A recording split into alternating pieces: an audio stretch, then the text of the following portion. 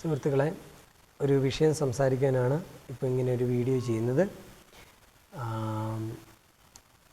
നമ്മളിപ്പം UGCയുടെ പുതിയൊരു തീരുമാനം വന്നത് നിങ്ങൾ കണ്ടു കാണും. നിർദ്ദേശം വന്നത്, അതായത് 2025 അക്കാഡമിക് ഇയർ മുതൽ നമുക്ക് നല്ല ഡിസ്റ്റൻ്റായിട്ട് സൈക്കോളജിയിൽ PGയോ ഡിഗ്രിയോ ഒന്നും ചെയ്യാൻ സാധിക്കത്തില്ല എന്നൊരു തീരുമാനമാണ് വന്നിരിക്കുന്നത്. ഇത് നമ്മൾ നോക്കുമ്പോഴത്തേക്കും പ്രത്യക്ഷത്തിൽ നിലവിൽ ഡിഗ്രിയോ PGയോ ഓൺലൈനായിട്ട് ചെയ്ത ആളുകളെ ബാധിക്കത്തില്ലെങ്കിലും പരോക്ഷമായിട്ട് അല്ലെ ഇൻഡയറക്റ്റ്ലി നമ്മളെ ബാധിക്കുന്ന ഒരു തീരുമാനം കൂടിയാണ് UGC എടുത്തിരിക്കുന്നത്. കാരണം എന്താണെന്ന് വെച്ചാൽ നമുക്കറിയാം, നമ്മളിപ്പോൾ ഒരു ജോലിക്കൊക്കെ പോകുമ്പോഴത്തേക്ക് നമ്മൾ ഫസ്റ്റ് ചോദിക്കുന്ന കാര്യം ഇതാണ്: നിങ്ങൾ ഓൺലൈനായിട്ടാണോ ഡിസ്റ്റൻ്റായിട്ടാണോ പഠിച്ചത് അതോ റെഗുലറായിട്ടാണോ പഠിച്ചത്? നമ്മൾ ഡിസ്റ്റൻ്റായിട്ടാണ് പഠിച്ചതെങ്കിൽ നമുക്ക് ജോലി കിട്ടത്തില്ല. ഇങ്ങനൊരു സാഹചര്യമുണ്ട്.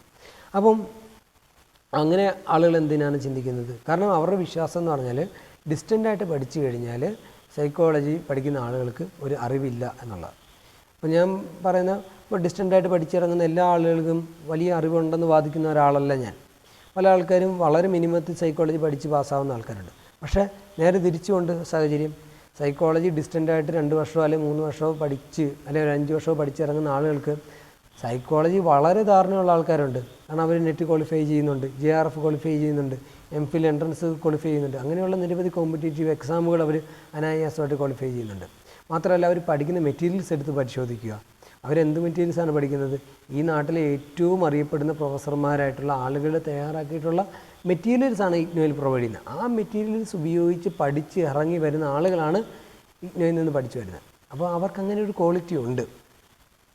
മാത്രമല്ല, ഓൺലൈനിൽ നമുക്ക് ക്ലാസ്സുകൾ കിട്ടും. ഇപ്പം സ്വയം പോലുള്ള പ്ലാറ്റ്ഫോമുകളുണ്ട്, അവിടെ ക്ലാസ്സുകൾ കേൾക്കുന്ന ആൾക്കാരുണ്ട്. ഞാൻ അങ്ങനെ ഒരാളാണ്. അല്ലെങ്കിൽ PG പാഠശാലയുണ്ട്, അവിടെ നമുക്ക് മെറ്റീരിയൽസ് കിട്ടും, ക്ലാസ്സുകൾ കിട്ടും.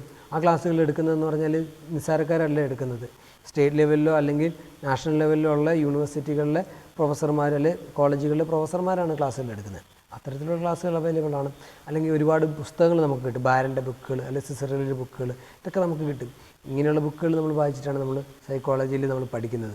അപ്പോൾ അത്രയും സ്ട്രഗിൾ ചെയ്ത ആളുകളെ കൂടിയും അത്രയും സ്ട്രഗിൾ എടുത്ത് പല ബുദ്ധിമുട്ടുകളും സഹിച്ച് പാസ്സായി വരുന്ന ആളുകളെ കൂടിയും പലപ്പോഴും നമ്മൾ ജോലിക്ക് ചെല്ലുമ്പോഴത്തേക്ക് പറയുന്നത്, നിങ്ങൾ ഡിസ്റ്റൻ്റ് ആണെങ്കിൽ നിങ്ങൾക്ക് ജോലിയില്ല എന്ന് പറയുന്നത്. നമ്മൾ എത്രത്തോളം അറിവുണ്ടെന്നോ നമുക്ക് എത്രത്തോളം നമ്മൾക്ക് കേസുകൾ അറ്റൻഡ് ചെയ്തിട്ടുണ്ടെന്നോ നമ്മൾ എത്രത്തോളം ആ വിഷയത്തിൽ സെമിനാറുകളോ അല്ലെങ്കിൽ അതുപോലുള്ള കോൺഫറൻസുകളോ അറ്റൻഡ് ചെയ്തോ ഒന്നും പരിഗണിക്കത്തില്ല. നിസ്സാരമായിട്ട് നമ്മൾ പറയും. എത്ര വർഷത്തെ എക്സ്പീരിയൻസ് ഉണ്ടെന്ന് പരിഗണിക്കത്തില്ല. നിസ്സാരമായിട്ട് പറയും, നിങ്ങൾ റെഗുലർ ആണെങ്കിൽ, നിങ്ങൾ ഡിസ്റ്റൻ്റ് ആണെങ്കിൽ നിങ്ങൾക്ക് ജോലിയില്ല എന്നുള്ളത്. ഇതാണ് സിറ്റുവേഷൻ നമ്മുടെ നാട്ടിൽ. ഇങ്ങനെ ചിന്തിക്കുന്ന ആളുകളെ സപ്പോർട്ട് ചെയ്യുന്ന ഒരു കാര്യമായിട്ടാണ് UGCയുടെ ഈ റെഗുലേഷൻ വരാൻ വേണ്ടി പോകുന്നത്. കാരണം UGC അംഗീകരിച്ചു, സൈക്കോളജി എന്ന് പറയുന്ന കോഴ്സ് ഡിസ്റ്റൻ്റായിട്ട് പഠിക്കാൻ പറ്റത്തില്ല എന്ന് അംഗീകാരമാണ് നൽകിയിരിക്കുന്നത്. ഓൾറെഡി ഇവർ പറയുന്ന കാര്യത്തെ UGC ആയിട്ട് അംഗീകരിക്കുകയാണ് ചെയ്തേക്കുന്നത്. അപ്പോൾ ഡിസ്റ്റൻ്റായിട്ട് പഠിച്ച ആൾക്കാർക്ക് ഇനി എങ്ങനെ ജോലി കിട്ടും? എത്രയോ ലക്ഷം ആളുകളാണ് പഠിച്ചിറങ്ങുന്നത്. 1-2 ആളുകളല്ല, ലക്ഷക്കണക്കിന് ആളുകളാണ് ഈ ഇഗ്നോ പോലുള്ള സ്ഥാപനങ്ങളിൽ നിന്ന് സൈക്കോളജി കോഴ്സ് പഠിച്ചിറങ്ങുന്ന ആളുകൾ. അപ്പോൾ അവരൊക്കെ എന്ത് ചെയ്യും? അപ്പം ഞാൻ പറഞ്ഞു വരുന്നത് എന്താണെന്ന് വെച്ചാൽ, സൈക്കോളജി ഫീൽഡിൽ ഒരു ക്വാളിഫൈഡ് ആയിട്ടുള്ള അല്ലെങ്കിൽ ഏറ്റവും നല്ല ഒരു സർവീസ് ജനങ്ങൾക്ക് കൊടുക്കേണ്ട എന്നുള്ള അഭിപ്രായമല്ല ഞാൻ പറഞ്ഞു വരുന്നത്. ഏറ്റവും നല്ല സർവീസ് നമ്മുടെ ജനങ്ങൾക്ക് കൊടുക്കണം എന്നുള്ള അഭിപ്രായക്കാരനാണ് ഞാൻ. അതിനെ ഞാൻ സപ്പോർട്ട് ചെയ്യുകയും ചെയ്യുന്നു. അതിന് മാനദണ്ഡം എന്ന് പറയുന്നത് ഡിസ്റ്റൻ്റായിട്ടോ ഓൺലൈനായിട്ടോ അല്ലെങ്കിൽ റെഗുലറായിട്ടോ പഠിച്ചു എന്നുള്ളതല്ല, മറിച്ച് അയാൾക്ക് അതിനുള്ള ക്വാളിഫിക്കേഷൻ ഉണ്ടോ. അതെങ്ങനെ നോക്കും? അപ്പോൾ ഈ അഡ്വക്കേറ്റ്മാർ എങ്ങനെയാണ് അഡ്വക്കേറ്റ്മാരാവുന്നത്? അവർ LLB പാസ്സായ ഉടനെ അഡ്വക്കേറ്റ്മാരാവത്തില്ല. അവർക്കൊരു ടെസ്റ്റുണ്ട്. ആ ടെസ്റ്റ് പാസ്സാവുന്നവർക്ക് മാത്രമേ ഉള്ളൂ അഡ്വക്കേറ്റായിട്ട് സർവീസ് ചെയ്യേണ്ടി വരത്തുള്ളൂ. എന്ന് പറയുന്ന പോലെ സൈക്കോളജി ഫീൽഡ് ഒരു ടെസ്റ്റ് കൊണ്ടുവരണം ഗവൺമെൻറ്. അപ്പം അങ്ങനെ ആ ടെസ്റ്റ് പാസ്സാവുന്നവർക്ക് സൈക്കോളജിസ്റ്റായിട്ട് വർക്ക് ചെയ്യേണ്ടി പറ്റും. അപ്പം അങ്ങനെയാണെങ്കിൽ UGC ഉണ്ടാക്കിയിരിക്കുന്ന ഈ നിർദ്ദേശം വഴി ഒരുപാട് പേരെ അനിശ്ചിതത്വത്തിൽ നിർത്തുന്ന ഈ നിർദ്ദേശം വഴി ഉണ്ടാകുന്ന പ്രശ്നങ്ങളെ പരിഹരിക്കാൻ വേണ്ടി പറ്റും. അങ്ങനൊരു തീരുമാനം സർക്കാരിൻ്റെ ഭാഗത്തുനിന്നോ അല്ലെങ്കിൽ UGCയോ അല്ലെങ്കിൽ മറ്റ് അതോറിറ്റിയുടെ ഭാഗത്തുനിന്നോ ഉണ്ടാവുക എന്നുള്ളതാണ് ഏറ്റവും ഒരു സ്റ്റുഡൻ്റ് എന്ന നിലയിൽ ഞാൻ ആഗ്രഹിക്കുന്ന ഒരു കാര്യം. എങ്കിൽ മാത്രമേ ഉള്ളൂ ഈ നിലവിൽ പഠിച്ചിറങ്ങിയ ആളുകൾക്ക് നീതി ലഭിക്കത്തുള്ളൂ.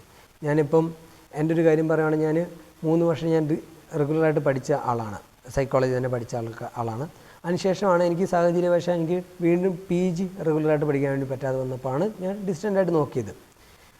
പക്ഷേ ഞാൻ ഈ 3 വർഷം ഞാൻ റെഗുലറായിട്ട് പഠിച്ചതിലും എത്രയോ അധികം കാര്യങ്ങൾ ഞാൻ ഡിസ്റ്റൻ്റായിട്ട് ഞാൻ പഠിച്ചിട്ടുണ്ട്. കാരണം ഒരുപാട് ഞാൻ സ്ട്രഗിൾ ചെയ്തിട്ടാണ് ഞാൻ പഠിച്ചെടുത്തിട്ടുള്ളത്. പല കോമ്പറ്റേറ്റീവ് എക്സാമുകളും ഞാൻ അപ്പിയർ ചെയ്യുന്നുണ്ട്. അതിനകത്തൊക്കെ വളരെ നല്ല മാർക്ക് തന്നെയാണ് എനിക്ക് കിട്ടുന്നത്.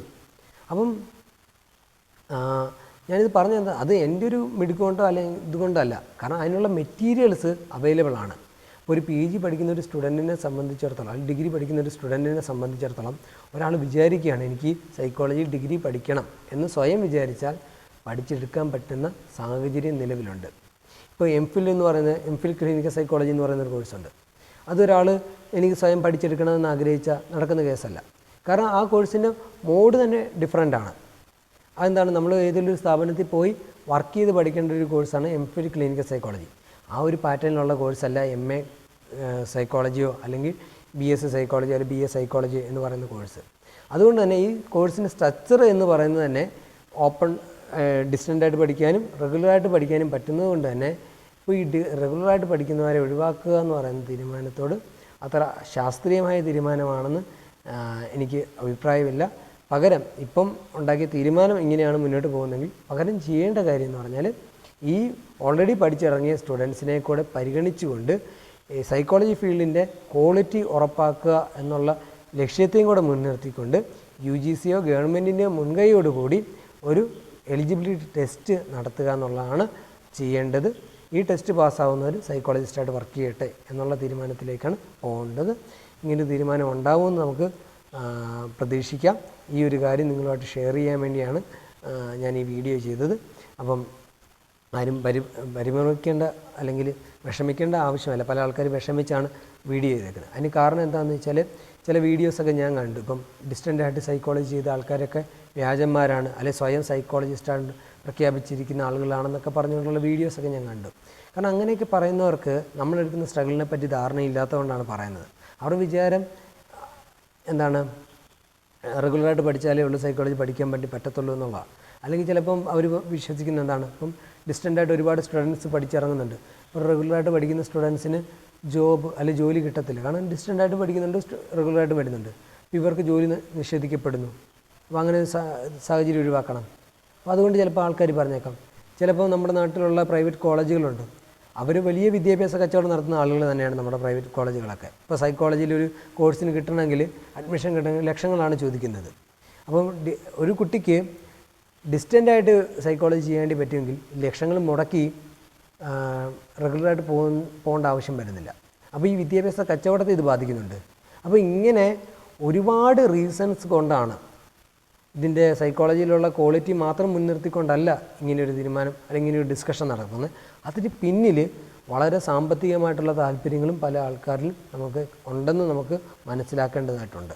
അപ്പം ക്വാളിറ്റിയാണ് ഇവിടെ പ്രശ്നമെങ്കിൽ ചെയ്യേണ്ടത് ഒരു എലിജിബിലിറ്റി ടെസ്റ്റ് പ്രഖ്യാപിക്കുകയാണ് ചെയ്യേണ്ടത്.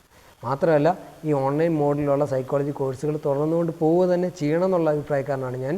കാരണം എന്നെപ്പോലുള്ള സാഹചര്യം ഇല്ലാത്ത ആളുകൾക്ക് ഇപ്പോൾ ഡിഗ്രിയോ PGയോ ഒക്കെ ഡിഗ്രിയൊക്കെ കഴിഞ്ഞതിന് ശേഷം വീണ്ടും സൈക്കോളജിയിൽ തുടർ പഠനം ആഗ്രഹിക്കുകയാണെങ്കിൽ ചെയ്യേണ്ടി പറ്റും. ഇങ്ങനത്തെ കോഴ്സുകൾ ഉണ്ടെങ്കിലാണ് ചെയ്യേണ്ടി പറ്റുക. അപ്പോൾ അങ്ങനെ ഒരു തീരുമാനം ഉണ്ടാവട്ടെ എന്ന് ഞാൻ ആത്മാർത്ഥമായിട്ടും ആഗ്രഹിക്കുന്നു. നമുക്കങ്ങനെ ഒന്ന് പ്രതീക്ഷിക്കാം എന്ന് പറഞ്ഞുകൊണ്ട് ഞാൻ വീഡിയോ അവസാനിപ്പിക്കുന്നു.